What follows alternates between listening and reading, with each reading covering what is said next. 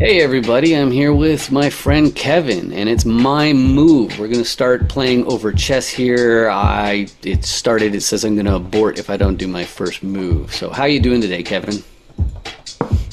Good.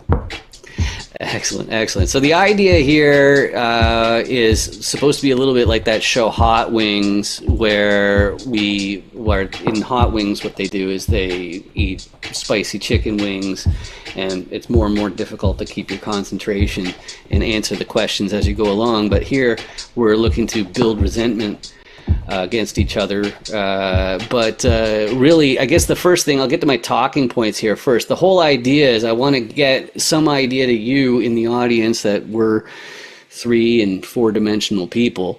And Kevin's not particularly outspoken. He's an introvert. He's an accountant.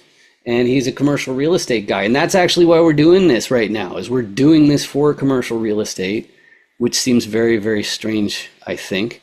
But Kevin, do you think what I just said is fair as far as things like this industry being like marketing being extroverted in general? That's interesting. In general, yeah, I believe it's extroverted. Okay, let me rephrase that. I believe it's more suited to an extroverted individual or someone with more extroverted than introverted qualities. Hmm. But at the same time, it doesn't limit someone who's introverted from being a part of it. I think that's fair enough. Fair enough. All right, so I guess I probably should leave the commentary on the game so far. Let's see, what do I want to do? I think I'm going to boot that bishop though. But so we were also talking to my friend Lauren Cadillac, the real estate attorney in Dallas, DFW, and she had this joke about accountants. She said that she'd never heard an accountant crack a joke. They have no sense of humor. But I think that you've disproved that one for her. So congratulations for that. It's do you think that's a terribly unfair analysis of your fellow accountants?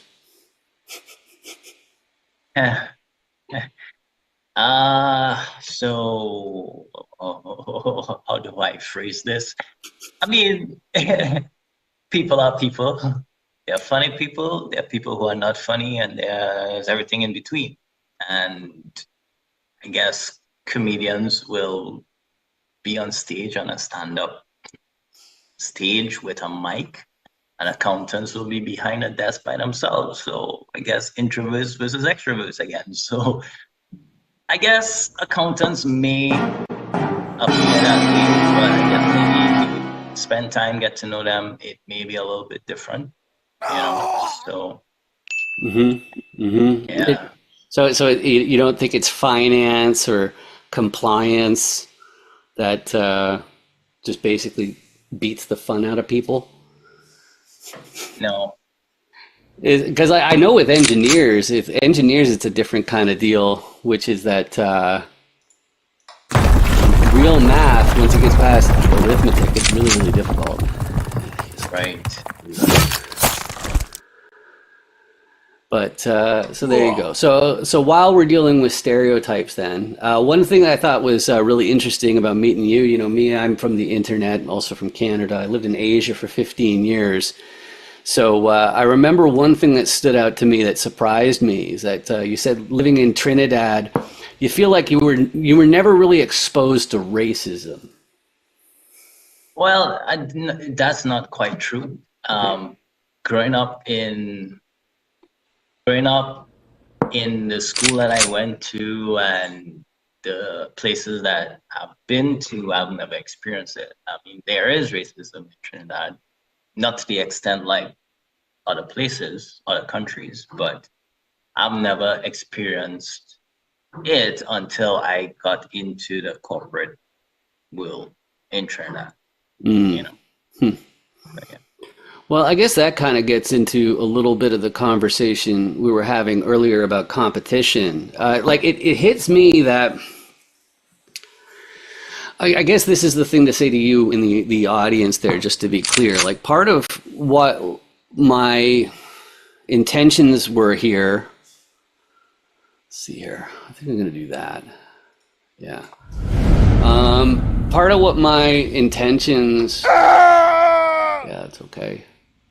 Not going to do that. That's kind of neat. Yeah, I'll do that. So yeah, not that this isn't distracting at all. I'm enjoying this though. This is fun. It is very distracting, but yeah. Exactly. But what I was trying to do here is I'm just trying to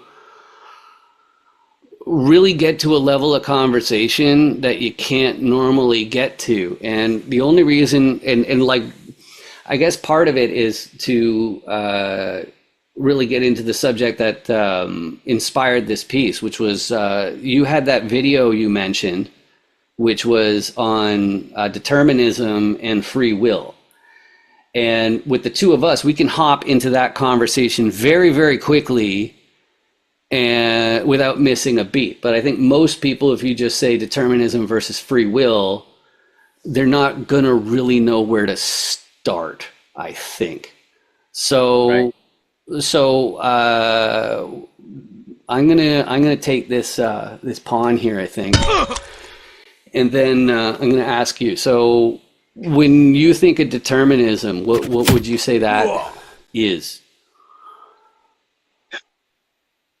So, I mean, you said, you could just hop into it, but I mean, it's a little more delicate than just hopping straight to that question. Mm-hmm. And to be honest, as I mentioned to you, I don't really have one definitive answer versus another, right? Either yes or no. The reason I'm saying that is because if I were able to answer it, then I think my level of intelligence would be a lot higher. Because to answer that question, you have to be able to see things on a holistic basis. And as humans, I don't believe that we have that much information as to how everything happens in this world, right? Mm-hmm. How, like, they spoke about the Big Bang, but there was more before the actual Big Bang. And what is that? Nobody knows. Nobody can answer. Mm-hmm. So unless we know that, unless we know exactly, well, this occurred, then this occurred, and this is why this happened, or this is how this happened, to answer the question whether free will or not is a bit tough. And if we look at things around us in this world, there's evidence that supports both, right? But there's also just no clear answer as to, okay, this is definitely me operating on my own free will, because we have been programmed or conditioned in a particular way, whether it be from our parents, whether it be from school, the neighborhood, television, what have you. So yeah, it's not quite that simple. Sure, sure. So let's get some definitions out there first, though. So when I say determinism versus free will, the most important thing I'm trying to get across is whether or not, because it's pretty clear that we feel like we're making decisions. And determinism would basically say that you don't actually have a choice. You have the illusion of choice, but you don't actually have the choice. And that's actually part of why we're playing chess. It's because you're literally making a decision every single time. And we're old enough where, like I think of the different films that have discussed, like time travel, things like that. Like what exactly would the illusion of choice look like if it truly is just an illusion? What would it look like if there's something very real going on there? And I personally think that this rook should go right here. I personally think it's clear that free will does exist, but like I jump to the Buddhist side of saying that they use the term conditioned, and the idea is, or Jung, he said that if until you bring the unconscious conscious, it will control your life, and you will call it fate. And so I am a believer of that approach, and that is why I've spent so much time paying attention to, what's missing, what's not there, what am I not accounting for, like what's not being thought through sufficiently. Am I going to do it that way? Right. I guess I probably should try. Yeah, all right.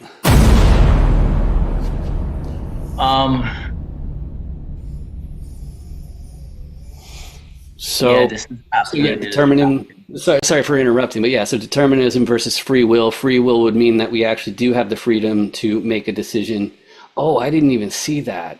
Oh, okay, cool. Yeah, but do we have? So I guess like having the faculty of making a free decision is one thing, and then the action itself is a bigger issue. Yeah, I was busy thinking about my moves. Good, you found an escape.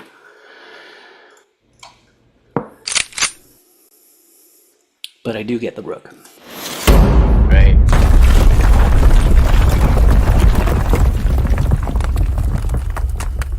Okay, so now I guess there.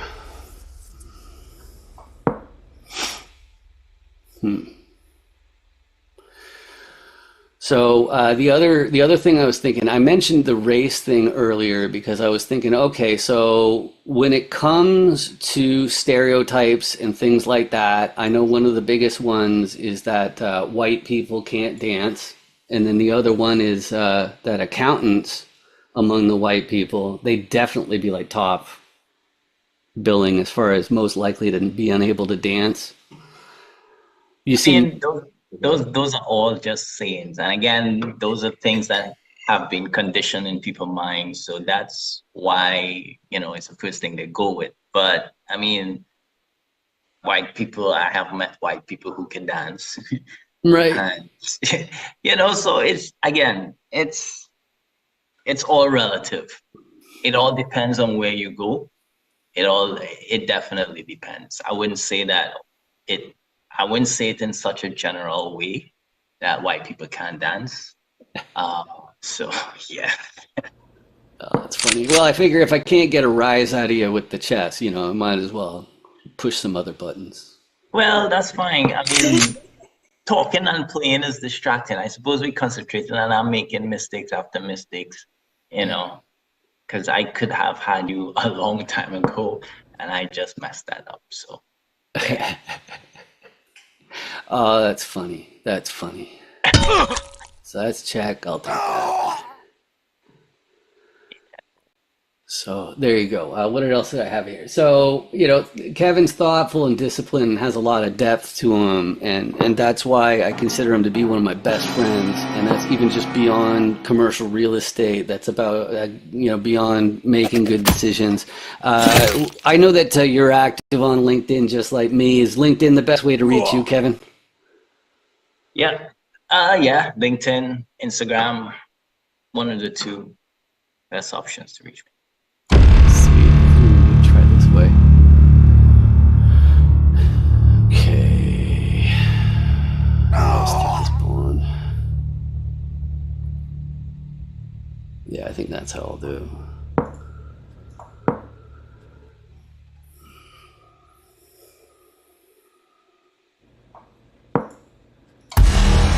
Bingo! So, that was a lot of fun. I enjoyed that. Thanks, Kevin. Yes, Well, no so I problem. guess until the next episode when we do this, what were you about to say, Kevin? No, wasn't gonna say anything. Okay. All right. Sweet. Yeah. So that's really what I wanted to get across here. Is I just wanted to show that I don't think that there's much opportunity for people to show their their true sides, their true depths. I think people tend to have their own busy lives with their own family, and they want to know just enough to know that you're going to be able to serve the purpose that you're going to serve. And I think that if you're making decisions with a large portion of your net worth, or even if they're just big figures in general, you need to know a lot more about somebody to make a good decision. That's really my impetus, I suppose. Yeah, Any parting wisdom? think, Think. Yeah, I get think, yep. Think before you think before act. you, every time. I Think mean, before you act. There you go. yeah, think, just think. I love it. All right. Thanks again, Kevin. Hey there. Are you interested in commercial real estate deals? Would you like to build your network of investors and deal sponsors? Well, the best thing I can do for you is have you appear on a chance encounter interview as featured on dandoesdeals.com. You may know me from 506B Me or as a top commercial real estate voice on LinkedIn. And if I had to think of the top factors in your success in commercial real estate, my top two would be your network and your ability to effectively explain how deals work with effective communication. The 15-minute chance encounter format, it checks both of those boxes, and they ensure that you can share your private deals with me without the SEC calling it a public solicitation. So hop onto LinkedIn. You can see my name is over here, Dan Friedenberg, and search for my name. And the best way to reach me and book that is to message me through LinkedIn. And don't worry, it doesn't matter if you decided to enter this space just last week or 2 weeks ago, or if it was decades ago. It'll be fun and easy to look good. We're just asking multiple choice questions based on your core competencies you look to contribute, your level of sophistication, and all that kind of stuff. So I hope to hear from you soon. Thanks a lot. Bye. Make sure you 506B me. Any syndicators, make sure you 506B me. Hi. Oh, hey, yeah, here's my code. You got your QR code scanner? Okay, yeah, oh yeah, just hold it right in the square there. Okay, cool. And now you hit open in browser. Okay. Okay. Are you already logged into 506B me? Yes. Yeah, okay, cool. Yeah, so there's my video. So now I'm already on your watch list. So when you get back to your hotel, you can find out what my core competencies are and my level of sophistication. Sound good? Yeah. I love your hat. Real estate's a scam. That's really funny. Yeah. Nice meeting you.